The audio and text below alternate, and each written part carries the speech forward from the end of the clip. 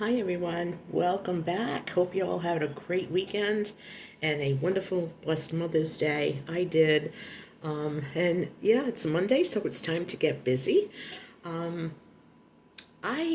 am hobbling along still with the boot on my foot, but I still want to keep busy. I don't want to just sit and do nothing. So I'm going to be sitting at the table doing this video and probably doing some chores or something while we talk. I have some great topics, so you're not going to want to miss it. Okay, now that I'm all comfy, just wanted to share with you folks what I'm doing. Me and Misty are on this Make It in May. No spend. Just make everything in May because, like me and many other people, Misty has a hard time with certain foods and the ingredients, and her children do, and I do, and some family members do, and now I'm starting to talk to more and more people, and other people have fibromyalgia that are saying, they eat this and that, and it's really bothering them. They have a bad flare up later. So I started making stuff from scratch. Now I started this a while ago. Okay, I'd say probably around COVID. Just for fun, okay? The very first thing I ever made, like homestead and stuff, we had some heavy whipping cream, and it was just before everything stopped, okay? In 2020. Excuse me. And I was like, you know what? If there's a shortage on butter, I want to see if I can make my own butter. So, yep, put the heavy cream in a jar and shake, shake, shake. It took a while, but yeah, I made my own butter. And so now I know I can make butter if I had to, And then after that, it was little things. I started making croutons, my own breadcrumbs. And my reason at that time was I'm just tired of going to the stores, tired of getting delivery, tired of going to the stores. So gradually, I just started making stuff. And it's evolved. During that time, I bought 2 dehydrators, I bought a canner, I bought my jars, and a ball canning cookbook, an instruction book. So, my most of my fruits and vegetables I can myself. I can my own soups. I like to cook my own beans and can them myself. I like to make broth. I like to can chicken. Lots of things. I like to make my own jams, jellies, okay? So going back to jam and jellies, now a couple weeks ago, about a month ago, I was having an English muffin one day, and I had my favorite orange marmalade on it. And right after I ate my English muffin, it was in the morning, I went into the living room to sit down. I felt this exhaustion come over me, and I felt like I was just going to fall asleep standing up. I passed out for 3 hours on the couch. Okay? Didn't need anything of it. I'm like, okay, like what happened, Day or two later, I decided to have a little bit more orange marmalade. It happened again. So, I should have done this the first time, looked at the ingredients. Okay? There's an ingredient that we all need to be very careful of, and it is high fructose corn syrup. It is in absolutely everything. I found that I learned after some research that anything that has the os in it, like glucose, fructose, anything like that, is a sugar. That's basically what it is, and they put it in everything. And I think that's where a lot of my fibromyalgia symptoms come from. I'm going to tell you why. As I am going along this journey of not buying too much store-bought items, I start to feel better. And when I feel better, and then I have something with that ingredient in it, or the dyes, or the preservatives, I start to get sick. I get brain fog. I have bad fibromyalgia flare-ups. and I'm just a mess. I'm like, good for nothing. I'm tired. The fatigue is awful. And I decided that, you know what?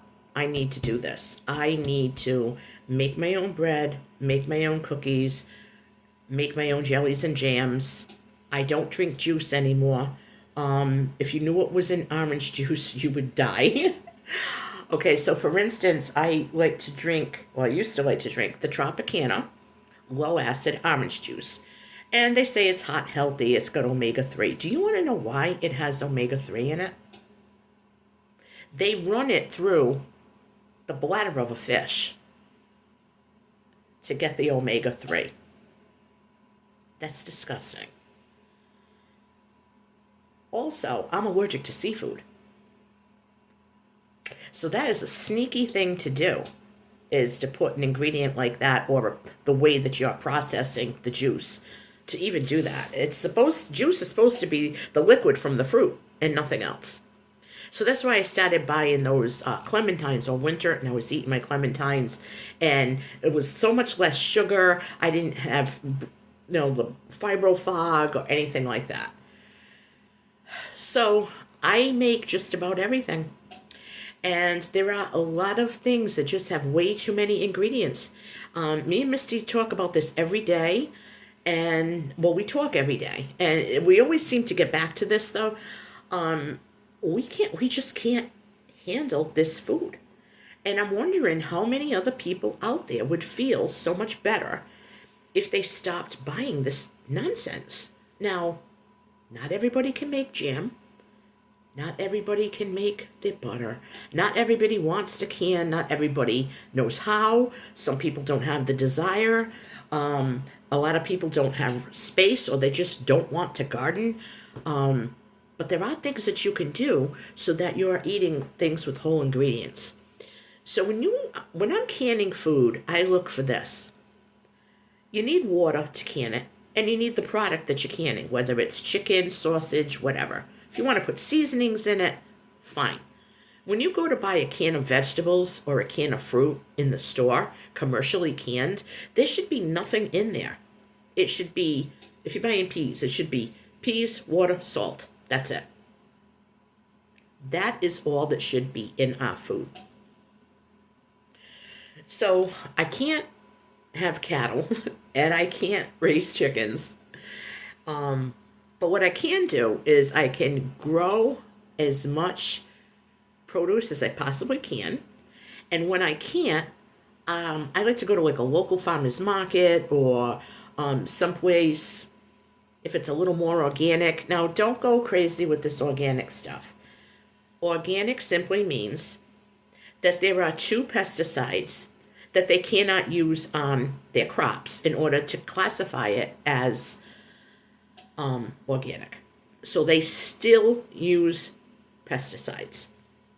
Okay, so we need to understand that you are still getting pesticides in your food if you're buying organic. You're just not getting 2 of them.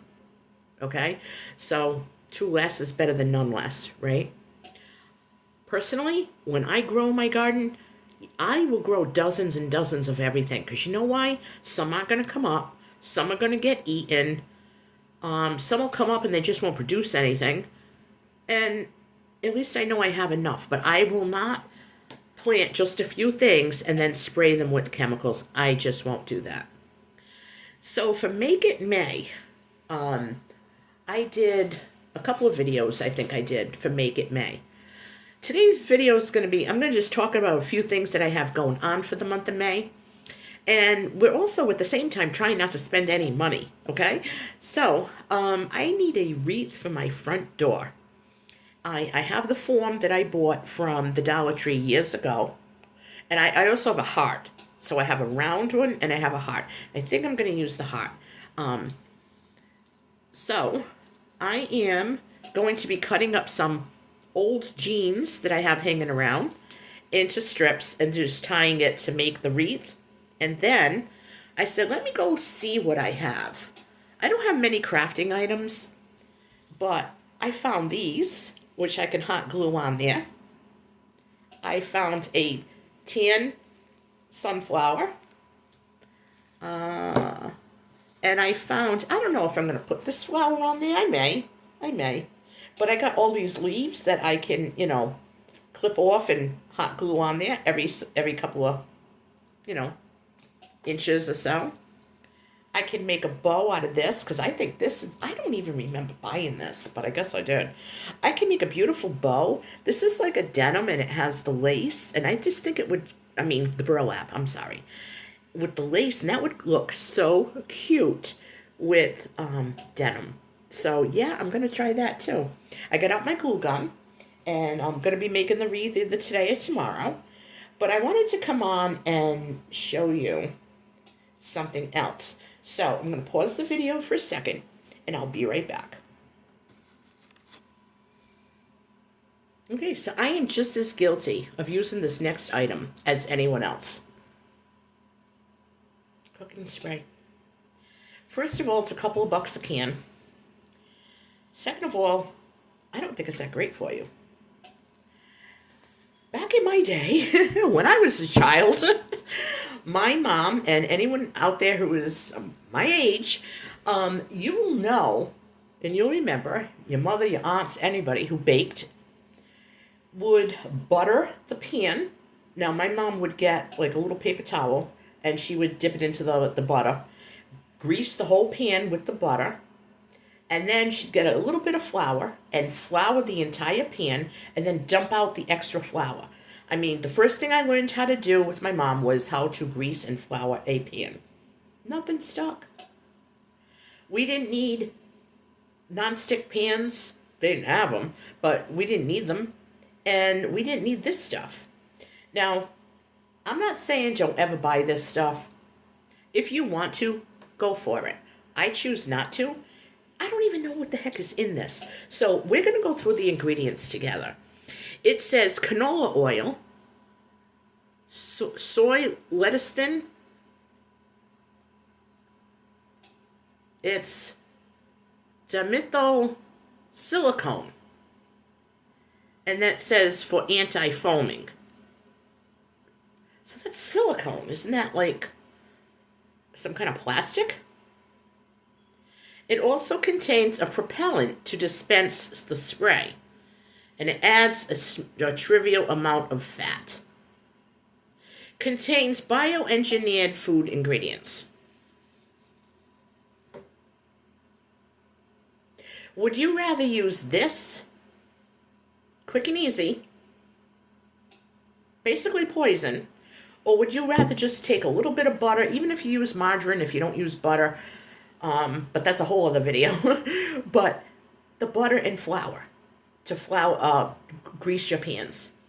If you're frying something, everyone's, oh yeah, well this will stop stuff from sticking. You know what stops stuff from sticking?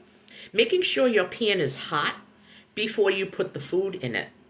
You also don't need these non-stick pans because you don't know what's in them. We just don't know what we're getting into. So if I'm going to fry an egg, I put the butter in the pan, I put the flame on low, and I just let it sizzle. You don't want it smoking because then you're going to stink up your house. Keep it low, and when the butter starts bubbling or whatever, then I crack my egg and put my egg in there. If you're going to saute something, you do the same thing. When that butter starts to sizzle, it means that the pan is hot enough. You can put your vegetables in there. If you want to add a little bit of olive oil or use a little bit of olive oil instead of the butter, you can add your seasonings. You don't need this. This is bioengineered. Now, I don't really like this. I want to throw it away.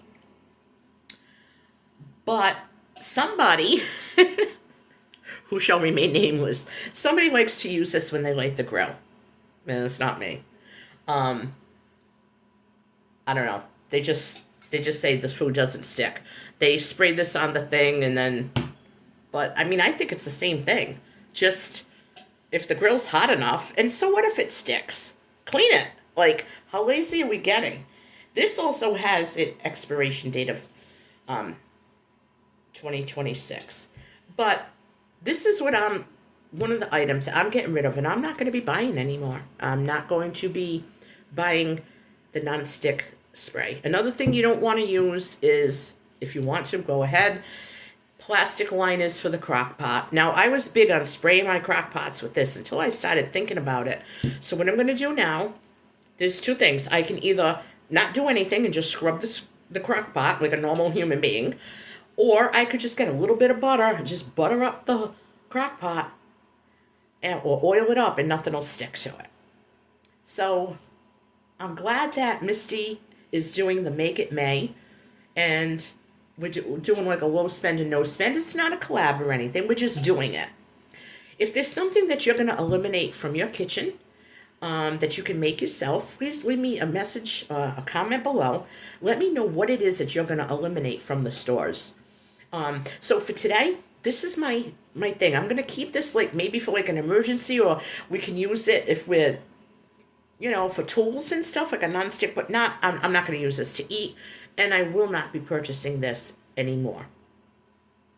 So that's what Mimi's got going on today. I hope that this video was a little informative, and I'd like to see some engagement. So guys, please always leave me a thumbs up, a comment. If you're not subscribed to my channel already, all you have to do is hit that subscribe bell, share my channel out with your friends and family, and tell them come on over to Mimi's Place. I hope that you have a great day, and keep on making it in May. We can do this. We can do it. God bless you.